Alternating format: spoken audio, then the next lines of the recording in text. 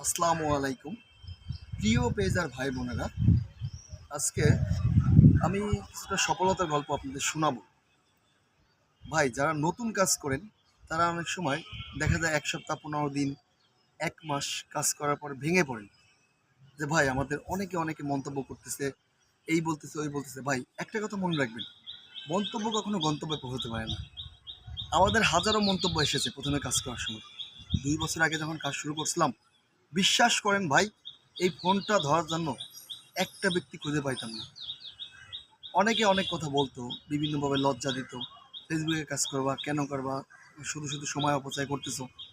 আর এখন ফোন একজন না 10 জন ইচ্ছা করে এসে বলে যে ভাই আপনার ফোনটা ধরে দিই, আপনি ভিডিও বানান, আপনি আমার দোকানে আসেন, আপনি আমার তা এটা কিন্তু ভাই একদিনে সম্ভব হয়নি।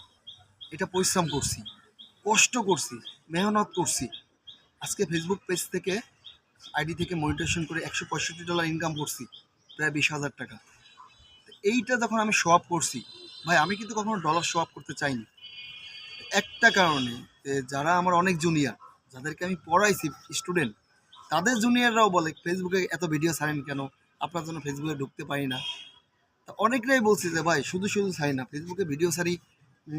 দেখেন, বর্তমানে আমরা যে স্থানে থাকি, খুলনা খালিশপুরে, এই স্থানে মনে করেন যে ব্যবসা বাণিজ্য বলেন বা আর্থিক অবস্থা অনেক বেশি ভালো না।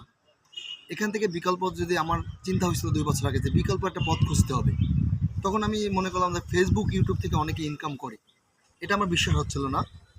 আমার আপন বড় ভাই ইউটিউব ফেসবুকে পেজ আছে অনেকগুলো, ইনকাম করে, ডিরেক্টর। তো উনি আমাকে বিশ্বাস করানোর জন্য আমার নামে একটা ইউটিউব চ্যানেল খুলছিল এবং আমার নামে ব্যাঙ্ক অ্যাকাউন্ট সব কিছু আমার নামে। তো দেখলাম যে 15 থেকে 20 দিন পরে আমার নামে আমেরিকা থেকে গুগল অ্যাডসেন্স আসছে, এই দৌলতপুর। আমি সেটা কিন্তু ফেসবুকে শেয়ারও করছিলাম, দৌলতপুর ডাকঘরে যেয়ে উঠে নিয়ে আসছিলাম।